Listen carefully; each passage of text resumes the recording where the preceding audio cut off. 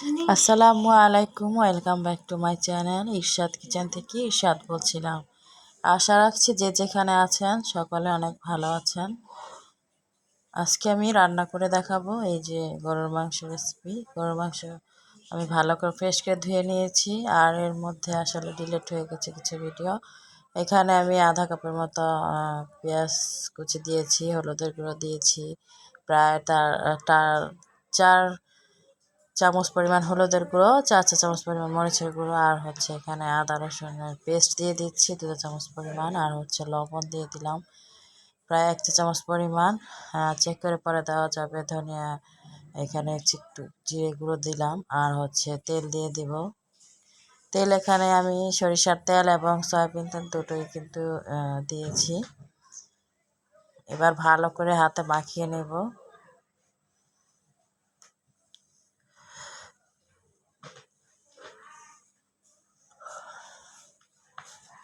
যেহেতু এখানে আমি আলু অ্যাড করব, সেহেতু মশলার পরিমাণটা একটু বাড়িয়ে দিতে হবে। তো ভালো করে মাখিয়ে নিচ্ছি, আর এই মাখানোটাই কিন্তু আসল।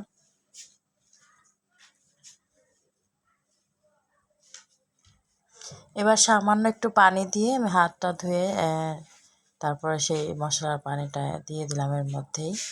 এবার আমি চুলা বসিয়ে দেব একদম লো হিটে।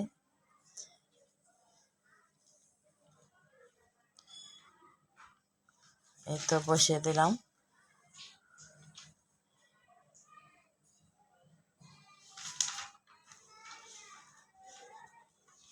আর এর মধ্যে আমি 3টে মতো রসুন অ্যাড করলাম।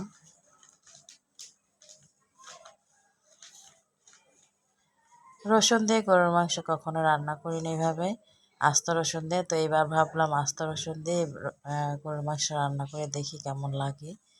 তো এই তো নেড়ে চেড়ে দিচ্ছি, আর একবার লো হিটেই আছে, আস্তে আস্তে মাংসটা সেদ্ধ হোক, আর এই ফাঁকে অন্যান্য কাজগুলি সেরে নেব।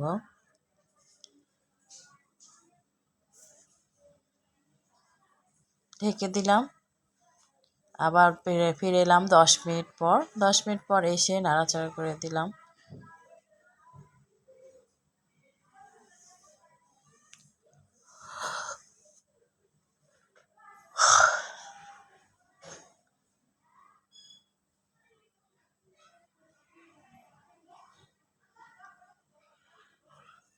এই ফাঁকে আমি মশলাটা পেস্ট করে নেব। দেখতেই পাচ্ছেন এখানে কাজু বাদাম, পেস্তা বাদাম, আর এখানে কিশমিশি, ধনিয়া, জিরা, আর দারচিনি, এলাচি আর লং, এগুলি একসাথে আমি কিন্তু বেটে নেব। জয়ফলের ছোট একটু টুকরো নিয়েছিলাম।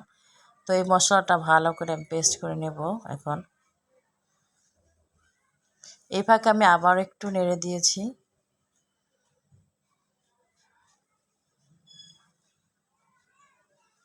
আর এই যে আলু কেটে রেখেছিলাম, আলুটা ভালোভাবে ধুয়ে ঝরিয়ে নিয়েছি, তারপর কিন্তু এই যে দিয়ে দিচ্ছিলাম।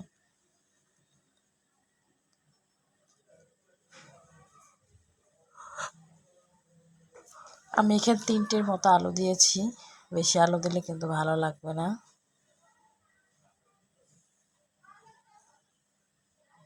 বাচ্চারা আলু অনেক পছন্দ করে, তাই একটু আলু দিতেই হয়।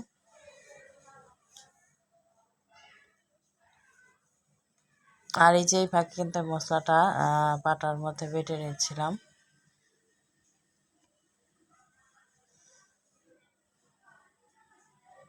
আসলে মশলা বেটে যদি আপনারা যে কোনো তরকারি রান্না করেন, সেটা স্বাদ কিন্তু অন্যরকম হবে।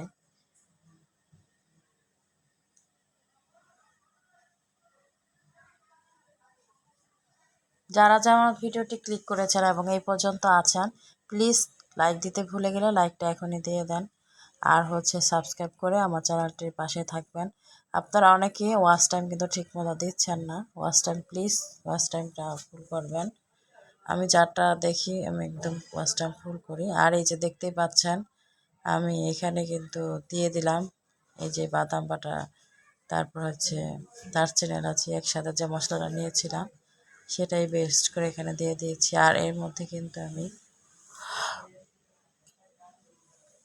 প্রায় আধা কাপের মতো পেঁয়াজ বেরেস্তা দিয়ে দিয়েছি, আর আগেই তো পেঁয়াজ কাটা দিয়েছিলাম আধা কাপের মতো, আর এটা আসলে ডিলিট হয়ে গেছে।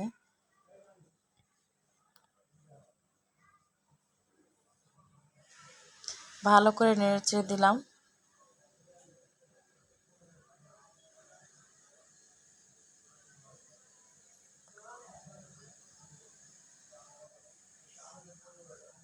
আর এই যে কষিয়ে নিচ্ছি, আর এই কষাতেই কিন্তু কালারটা খুব সুন্দর হয়ে আসবে।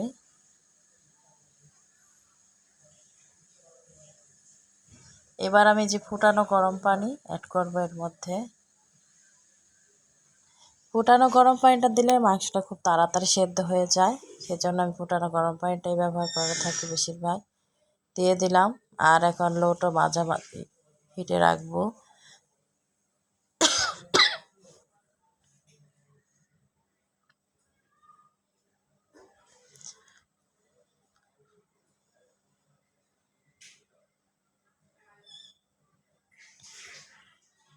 এই তো দেখতেই পাচ্ছেন বলক উঠে গিয়েছে, নেড়েচেড়ে আবার ঢেকে দিচ্ছি। প্রায় 20 মিনিট পর ফিরে এলাম।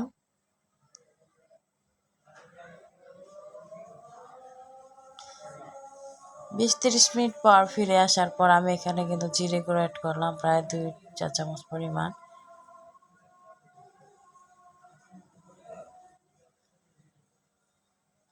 আসলে ধোয়ার জন্য ভালোভাবে ভিডিওটা করতে পারছিলাম না, যেদিক থেকে ক্যামেরাটা ধরছি সেদিক থেকে ধোঁয়াটা চলে আসছিল।